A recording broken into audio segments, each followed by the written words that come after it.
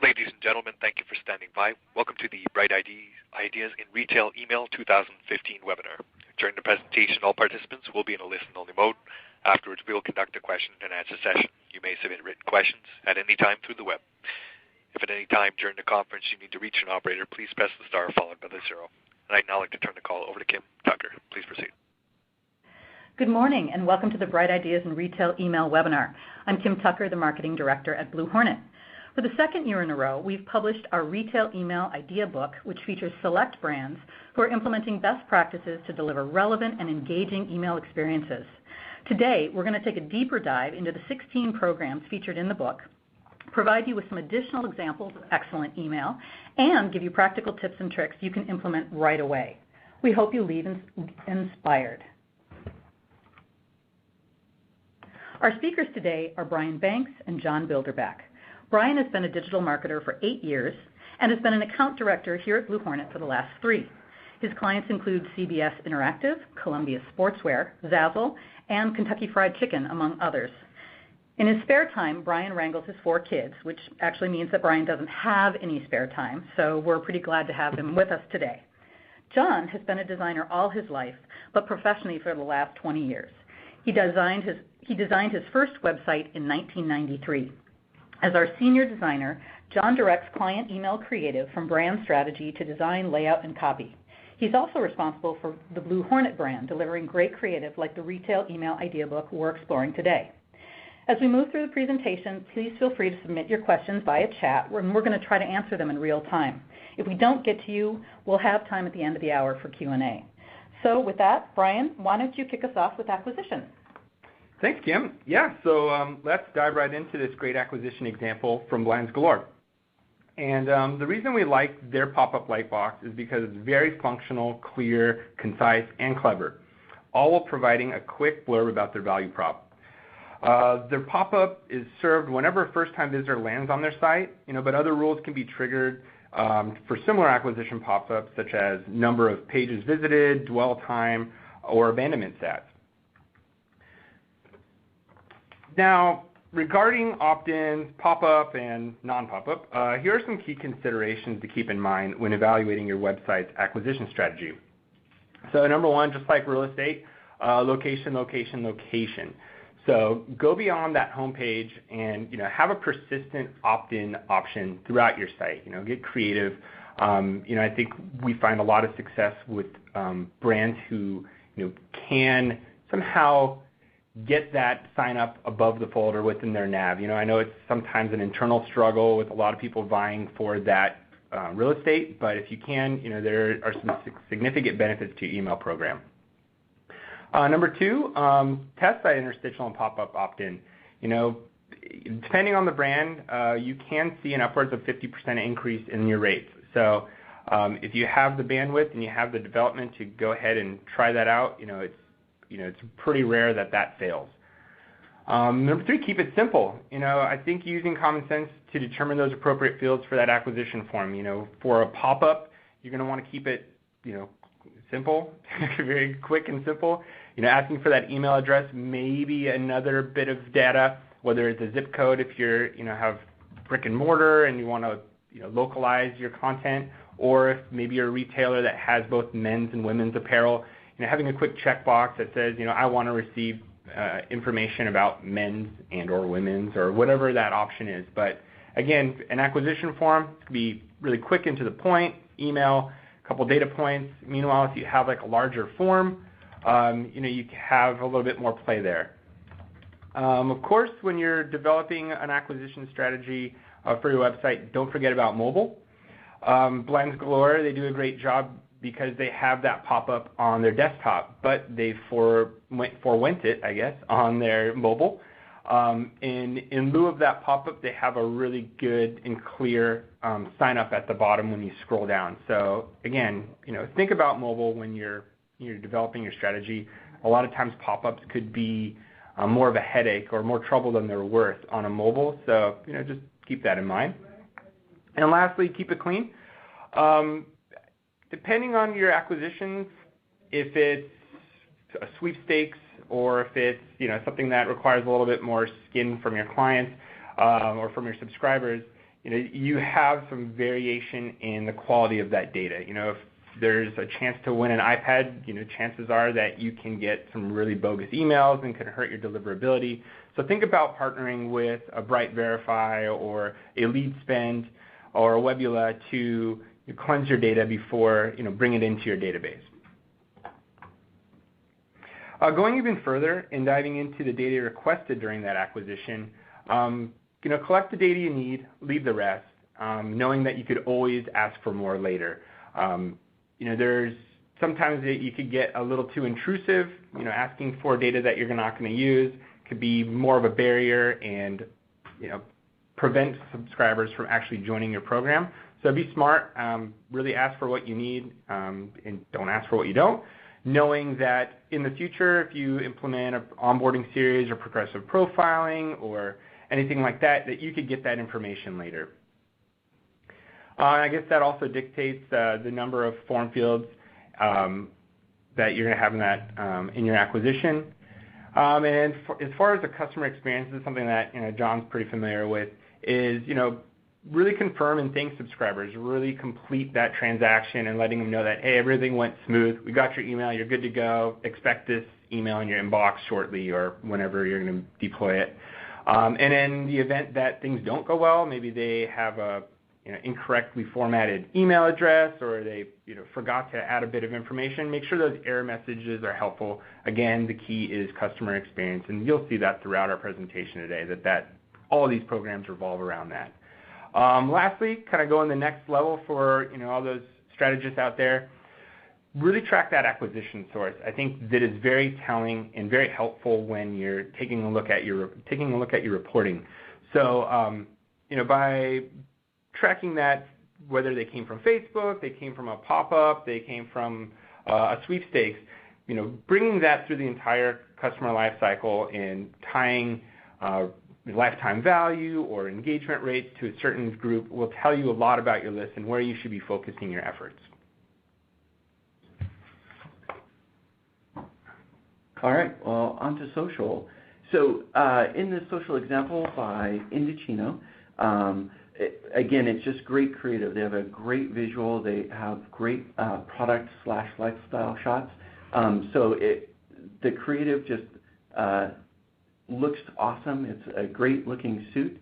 And in the creative, which would be the email at the top and the website at the bottom, which is a pop-up window, as Brian was talking about on the previous campaign. Again, just solid creative. It looks good.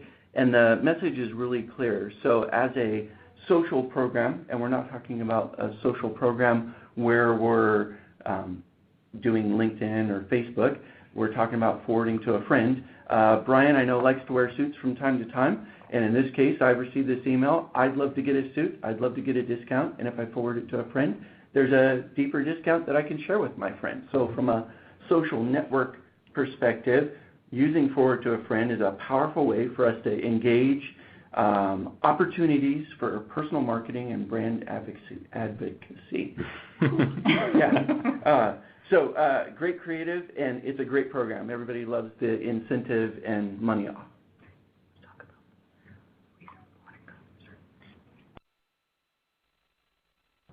Oh, yeah.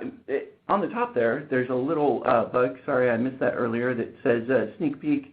Every year for a couple consecutive years now, we have produced we're producing the 2015 Consumer Views of Email Marketing. So the sneak peek here is that we found that 50% of consumers are not likely to share their messages on social networks. That would be Facebook or LinkedIn. Again, tying this back into the forward to the friend and using social appropriately. In this example, we're forwarding it to a friend, not saying share it on your social network, and making it worth your subscribers' time and effort.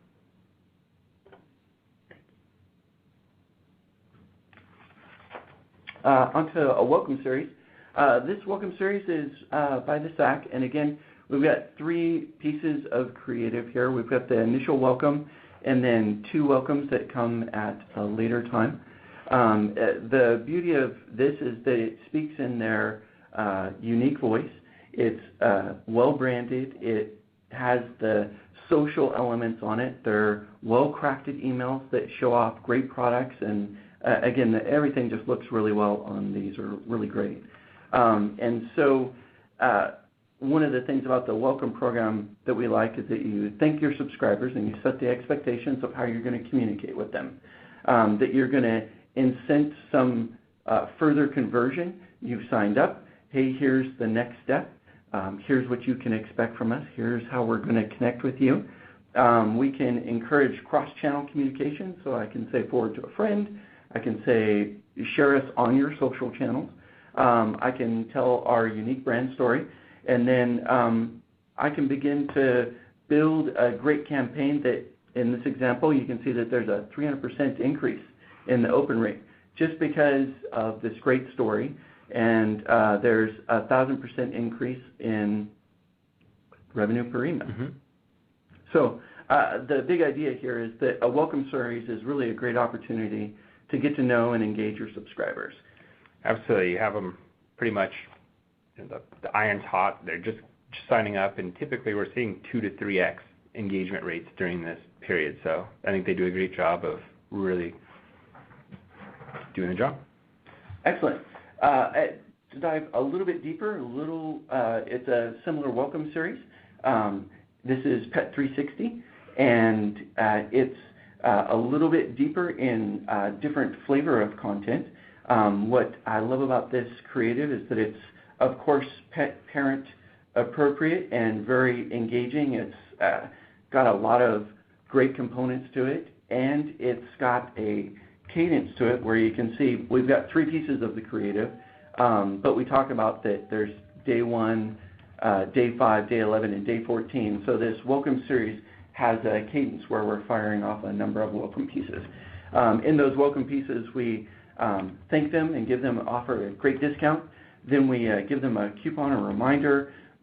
We start to dive deeper as the series goes on, where we're showing value-added content for pet parents. And then lastly, we're building up to this crescendo of going all the way to the bigger coupon at the end or the bigger idea at the end. So there's multiple opportunities within a welcome series to, again, engage your subscribers, gather intel on their behavior, provide rich content, talk about your services and opportunities, and give them great incentives. Some of the tips and tricks talking about welcome series is that, send that first email immediately.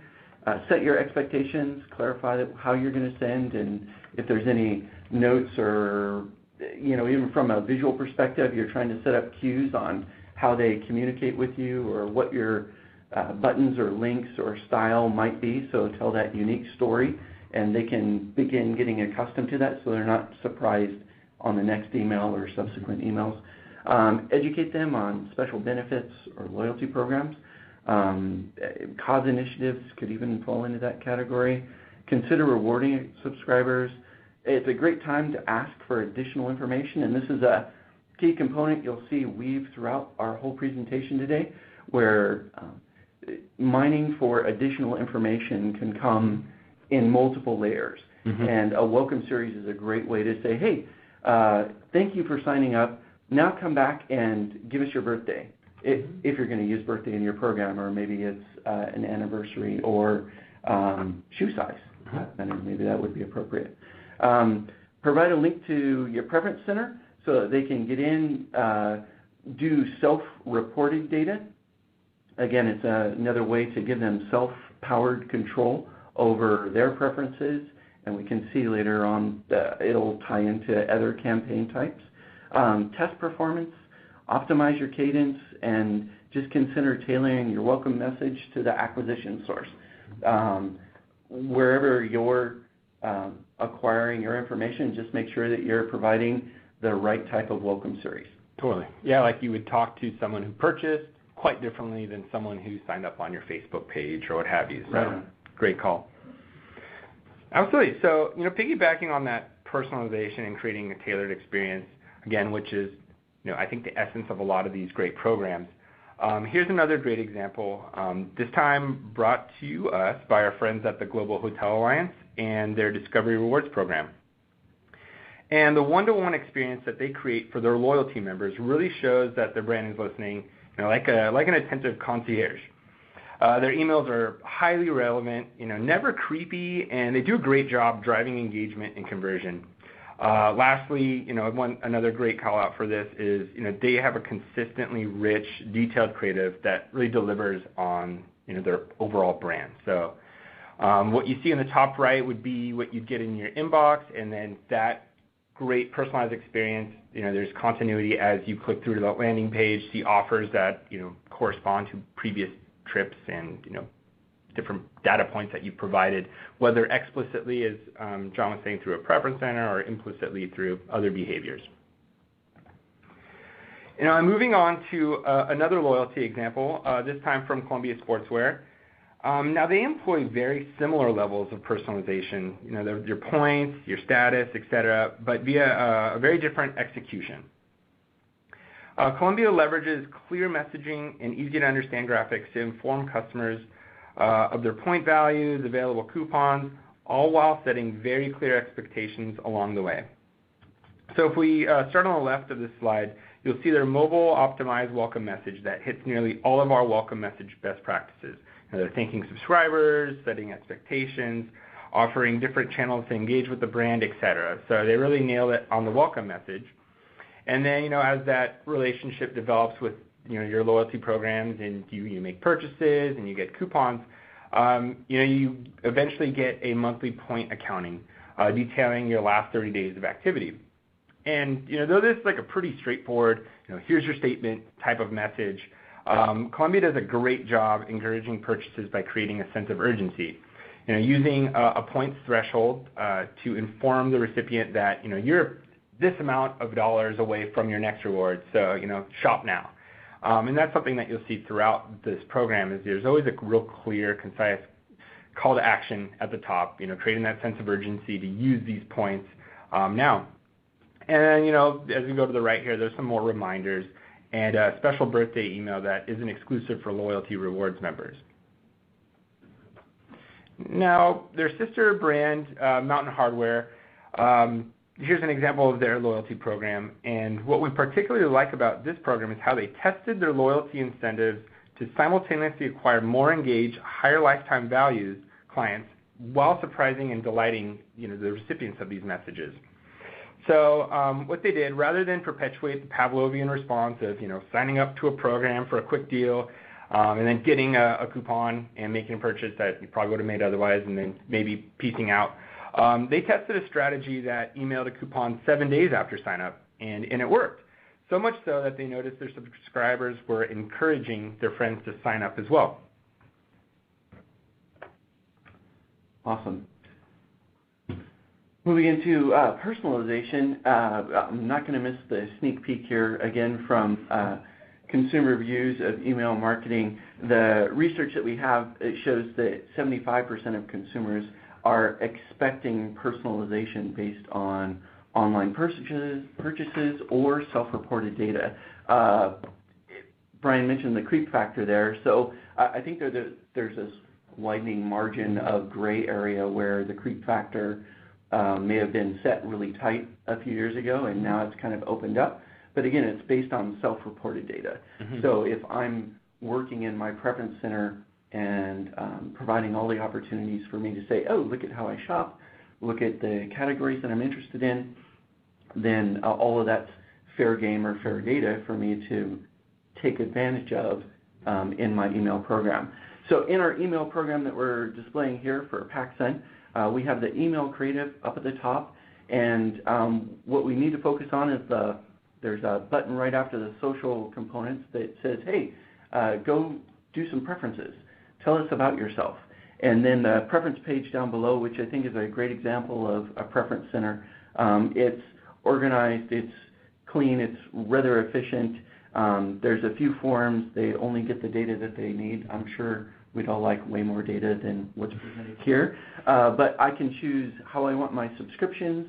I can choose the categories of subscriptions, and I can provide information. It's a great way to mine, again, to give me that opportunity to provide self-reported data, and then for them to communicate with me based on that.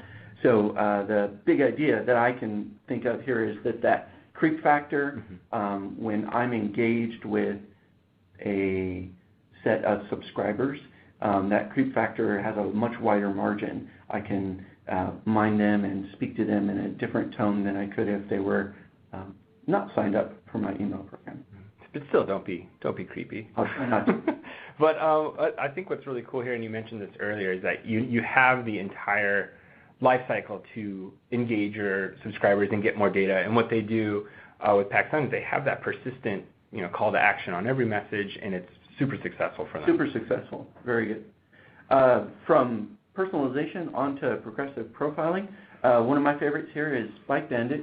What I love about Bike Bandit is that on sign up, you have an opportunity to impact the creative. So I choose the writing style as I sign up. I would be a sport adventure writer, so being a sport adventure writer, the email creative actually gets tailored to that particular style. And then as I sign up for an email program, or sign up for an account with their system, then it asks me or gives me the opportunity to provide deeper information. So I can sign up and provide the bike that I ride, and I can provide more than one bike that I ride. So in the email that's in the back, that's the non-signed up version. It would be creative based on my writing style. And the email that's in the front, there's a section in there that's the personalization or the progressive profiling in action. You can see that's actually my ride. And if I click on that, I go to a landing page that gives me appropriate content, totally relevant content based on what my ride is.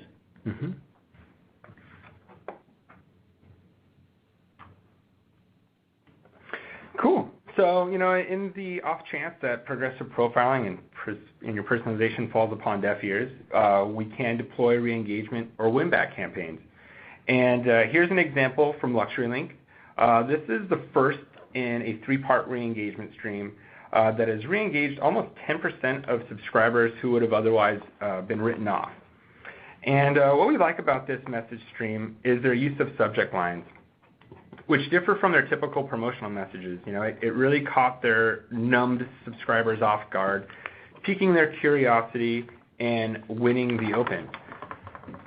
And once you kind of cross that threshold of winning that open and they're engaging with your creative, I think they really capitalized on that.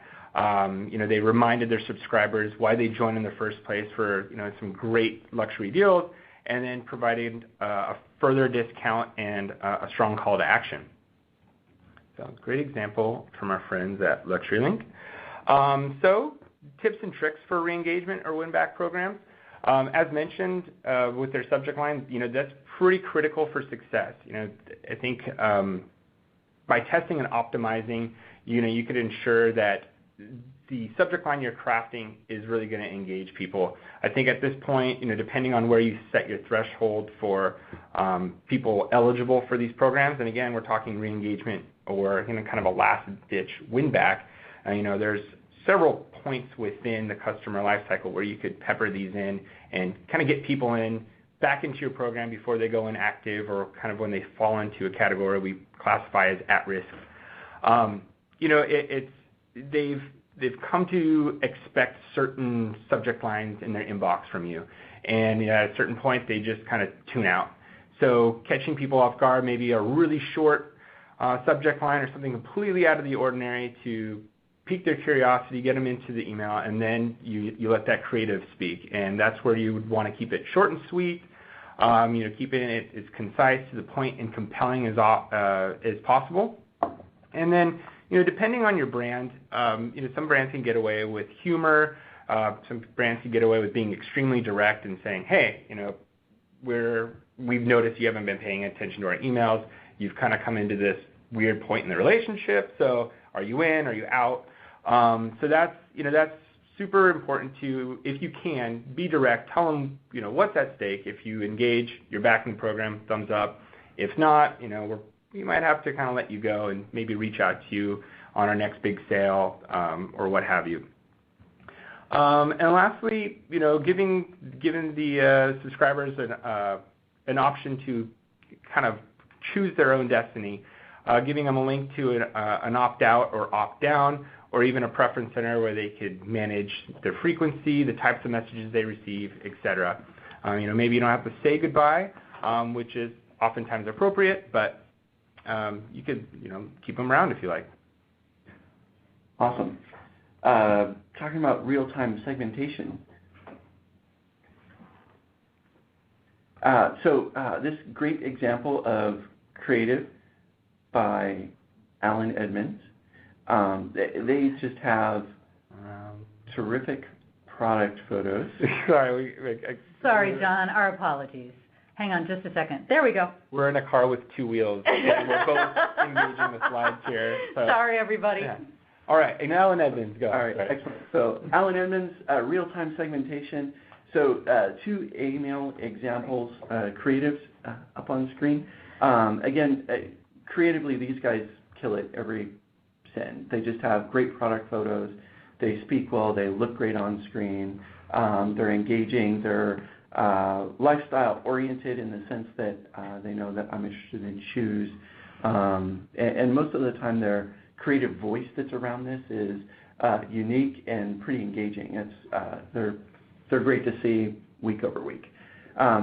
For this example, what we want to talk about real-time segmentation is that this program, based on the time of open, they fed you one campaign or the other.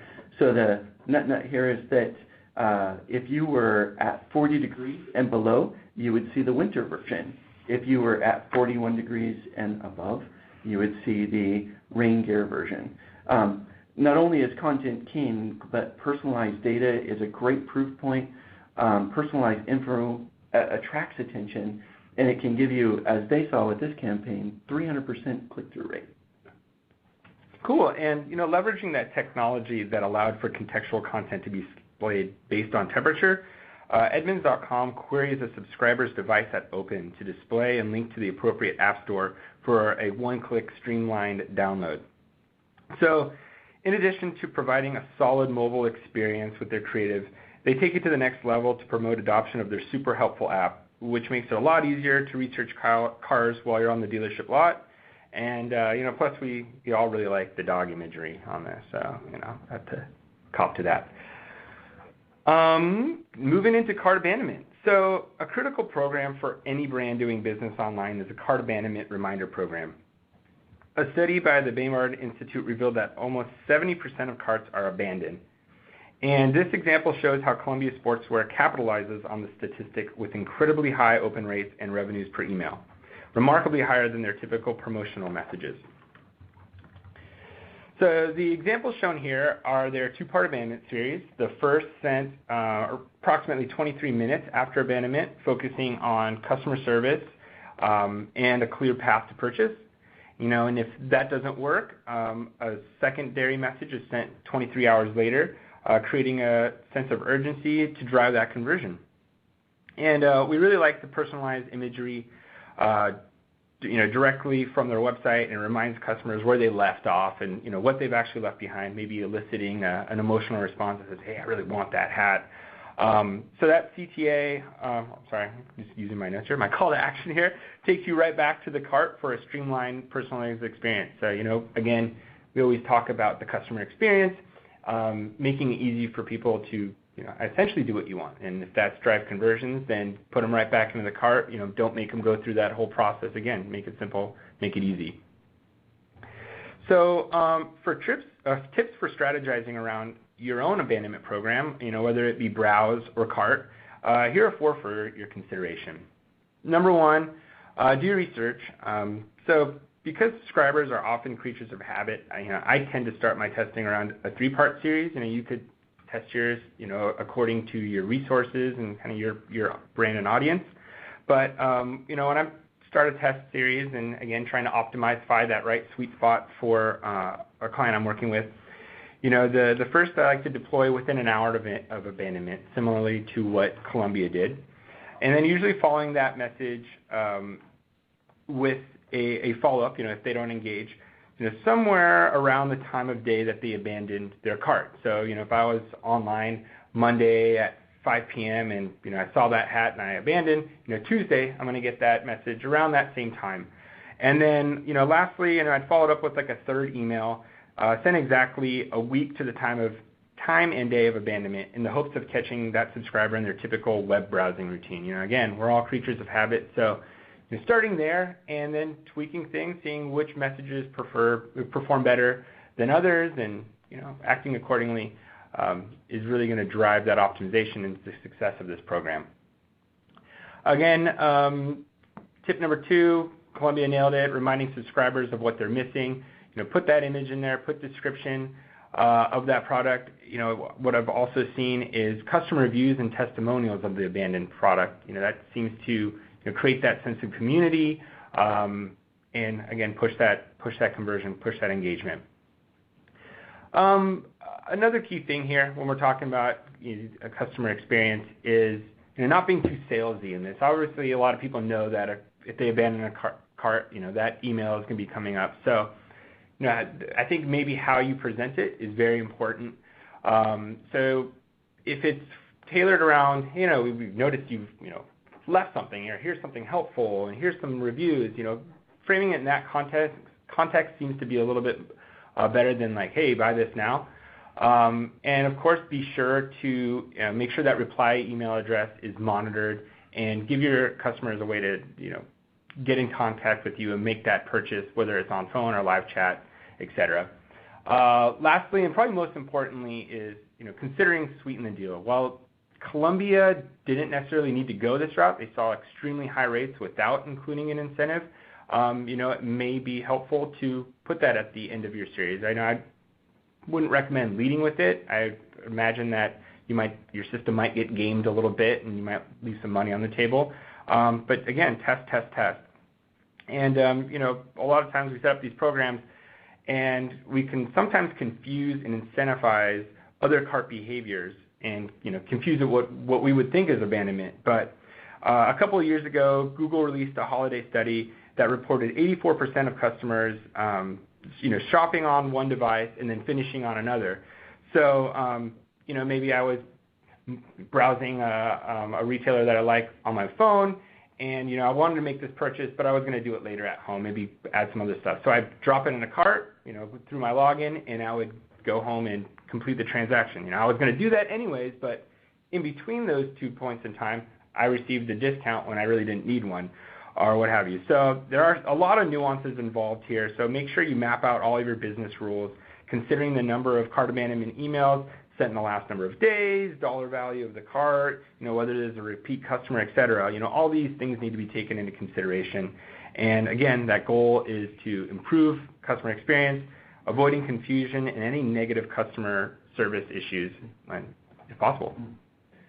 Those are a bunch of really great points. So this segue into exploiting events, in my creative mind, I have a couple of blossoms happening, is that you have your subject line, you have your creative, and you have your program on the back end of how things are delivered. So your subject line is really important, and that can play into here. We're going to talk about exploiting events, and also using exploiting events might also break up some of those trained behaviors. As Brian was talking about, people putting things in the cart and expecting a coupon to come to them. Maybe by exploiting events and getting out of some regular cadence, or providing something new, it would shake loose those moments of, this is always the same. I can expect an email on Friday, and I can get a coupon on Sunday, or whatever that might be. So in exploiting events, we've listed out a couple of types of events. We've got seasons, life events, holidays. You can read this list.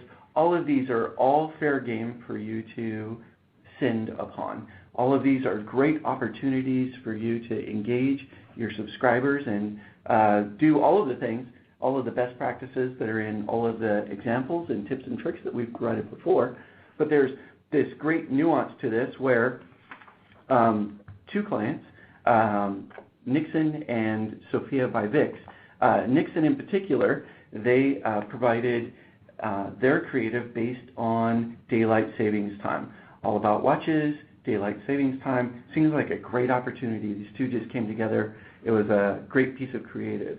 And Sophia used the Coachella weekend to speak to the demographic that they are targeting and say, hey, look, this big weekend's coming up. Maybe you need a X, Y, Z, whatever that might be, bikini, bag, sunglasses, hat, sunscreen, whatever it might be.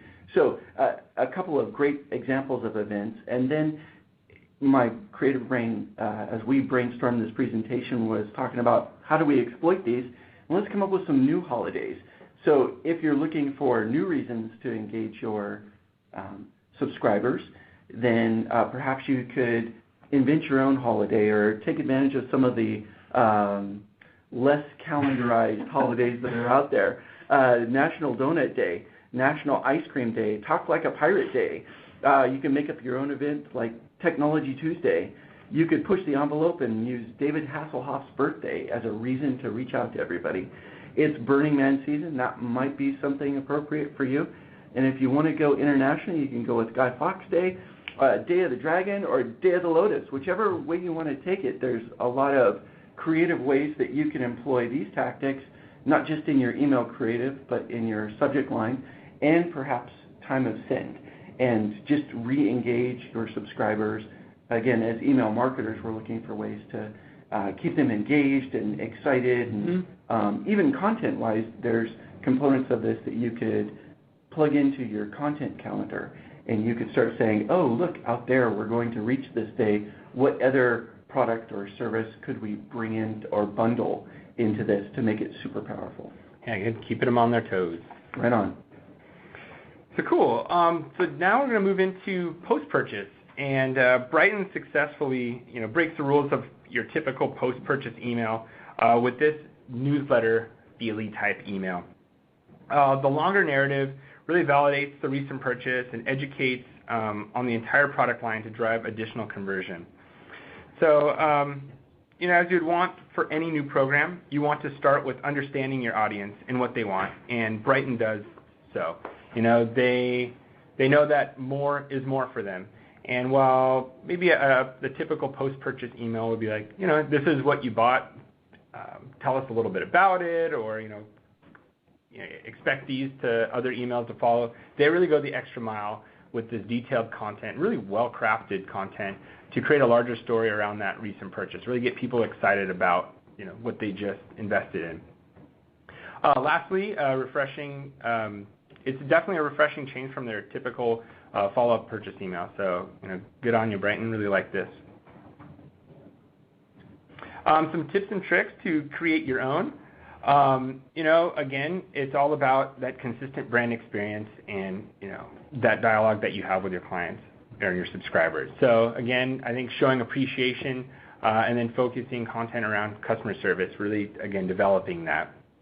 Personalizing it with the purchase products and other information. So, and as I mentioned earlier, we talked about not only having that product there, but maybe encouraging a review or showing what other people have said about this and say, hey, so-and-so in your network bought this. There's a lot of fun ways that you could create a community and also get some user-generated content by, eliciting that.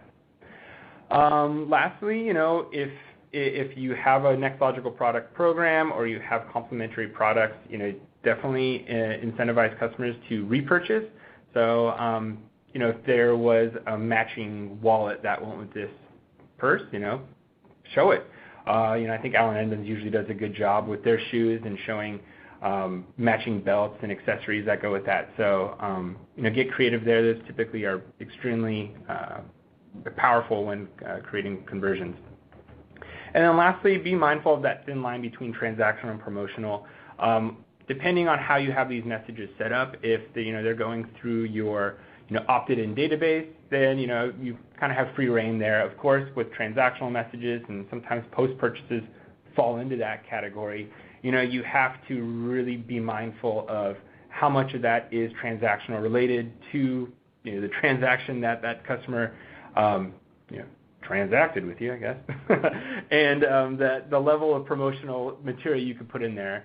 I think saying somewhere around 20% will keep you underneath that radar. So again, not your legal team here, but there you go. It's a good rule of thumb. All right. Well, product presentation, of course, near and dear to me. We have a couple of examples, one by Wix, one by Sophia by Wix. When I look at the creatives of many of these campaigns, they're filled with great product shots, and not just great product shots. Some of them go the extra mile where obviously they're professional, they're exceptional, they're well lit, they show the product in their very best light. And in that very best light, that elicits that response of, ooh, look, I like that product. That product looks good in this use, or it looks good in this application, and certainly if it's personalized, I'm engaged with that product. In these two examples, it's an organized product layout that just helps show with clarity what the opportunities are. There happens to be 12 plus products per email. They're all well put together. The layout's clearly organized. You can see outfits and organization, and I just think it's a good example of strong creative. Cool. I think as we talked about that post-purchase, it ties into this example, which is a larger level product lifecycle. But like a post-purchase series, product lifecycle messaging are a great vehicle for building trust and developing a relationship. And again, I think Xerox does a great job here, crafting content around helping the customer rather than trying to sell the customer again. And I think this piggybacks on that example from Brighton where it's not just you bought this, now you need to buy this. It's more like, hey, this is how you get the most out of this product that you purchased. And by the way, you could probably get the most out of it by buying this complementary product. Furthermore, they do a really great job with replenishment. So as toner goes low, they have an idea of what that life cycle looks like, and they're creating messages that trigger based on that. So and another great example this time from our friends at Xerox. Some tips and tricks. Again, we talked about it. Utility, customer experience. I think we've said that about 1,000 times so far. But focus on that. I think people seem to engage with that rather than the typical buy now. Of course, if there's a deal, that probably will buy now. But again, focus on experience. Personalize that email with images of the relevant products. So Xerox does a great job. If you have a specific type of printer, that's what you're going to see within there. It's going to feature the toner or the complementary product specific to that. Again, I think a lot of the examples we presented today, I think they nail that, where it makes sense. We're keeping it simple, making it easy, and it's a win-win situation for everyone involved. Again, making it easy to purchase. Again, we talked about that replenishment. If you have the ability to kind of click right into a login and have replenishment items ready to go, keeping it simple, not getting in your customer's way is critical. And then consider it as a series for these replenishment. If you send one out and they don't replenish, try again in a week. Of course, no need to do that. And create a cadence. I think these messages by Xerox were about 60, 90, 120 days. So every 30 days is when they would shoot it out. It's going to vary, obviously, on your product and brand. And then lastly, it is a great opportunity to cross-sell and upsell. So get that main call to action to replenish or offer that utility, but there's always secondary calls to action where you can connect with them, again, connect with your customers and talk about other services and products that you offer. Excellent. Our last example today is Opt Down and Out by Blinds Galore.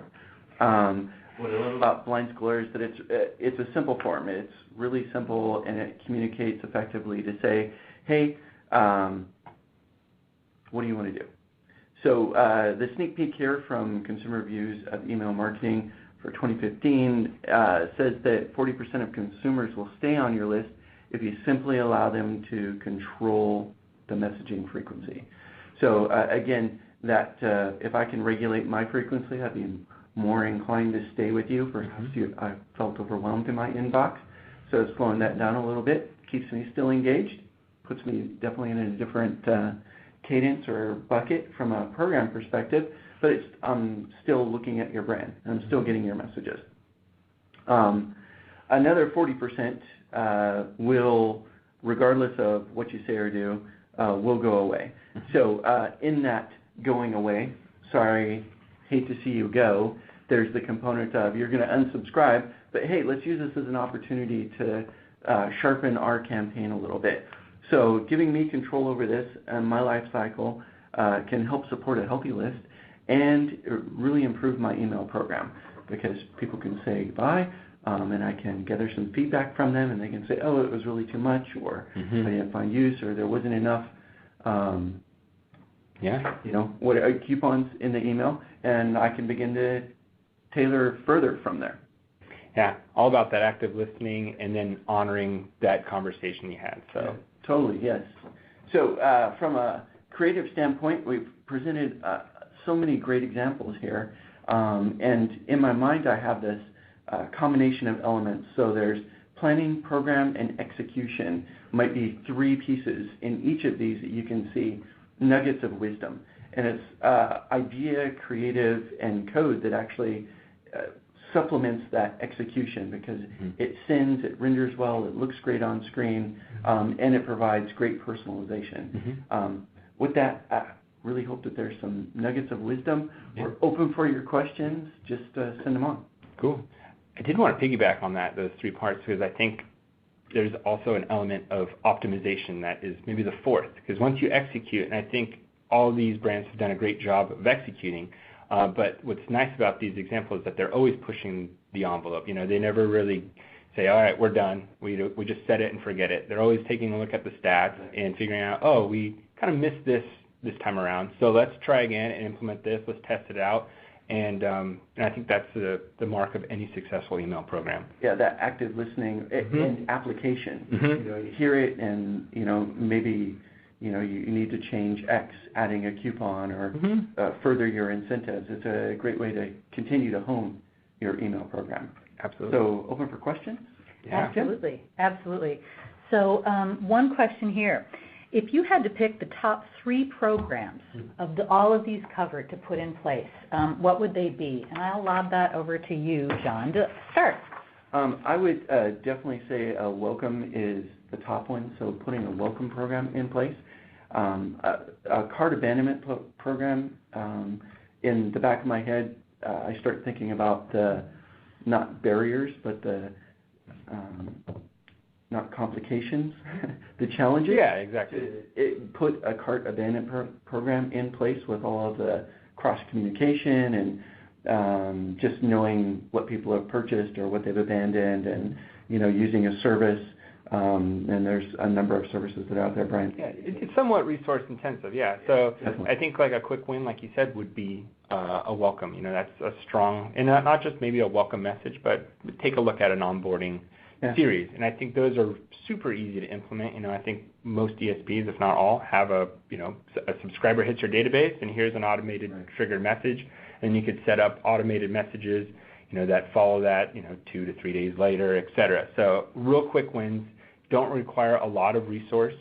If you have the creative, you're pretty much 90% there. So I would definitely recommend that as a number one quick win in this. And again, their subscribers are highly engaged during this period, so really capitalizing that, setting the expectation for a really good relationship and a good life cycle moving forward is critical.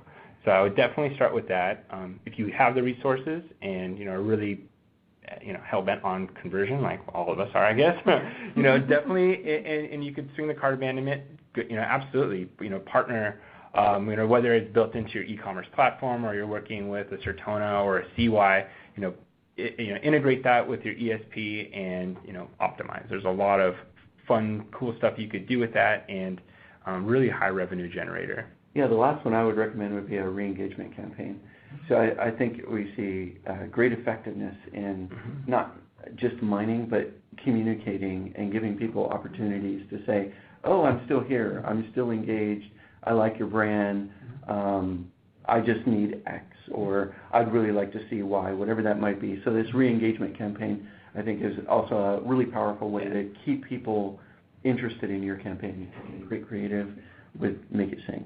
Yeah, well, and while I agree with that, I think there's a lot of benefit. Typically, you're focusing on unengaged subscribers, so while it is a quick win and super easy to implement, I would maybe focus, and again, it's going to vary brand by brand, but if acquisitions, you really want to get people on that funnel and you want to start developing relationships, then you might want to take a look at, how you're acquiring subscribers, whether it is through a Lightbox or if it's just working with your web team and the powers that be at your company about putting your acquisition form in a more prominent place on your website.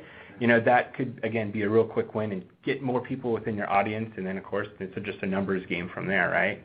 So, I would almost lean more towards that side rather than, I think I love WinBack, and I'm a huge fan of them because they're just, very easy to execute from, a minimal resource perspective.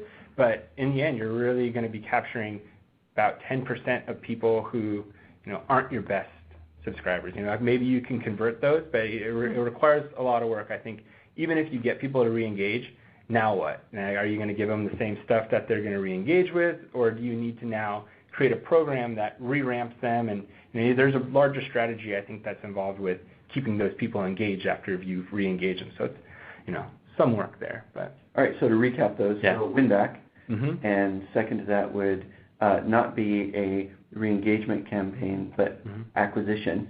And my only thought on acquisition, Brian, would be, hey, perhaps we need to really consider how we address mobile. Yeah. Throughout the presentation, we've talked a lot about the creatives, and we've talked a little bit about mobile.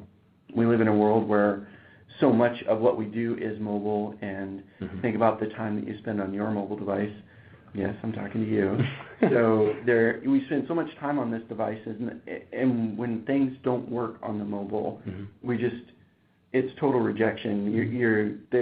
Your tolerance level is so short. You look at it, boom, you're gone. So investing, I think, not just in acquisition, but in appropriate acquisition, making sure that you can acquire both on the desktop and your mobile device, makes a really solid package.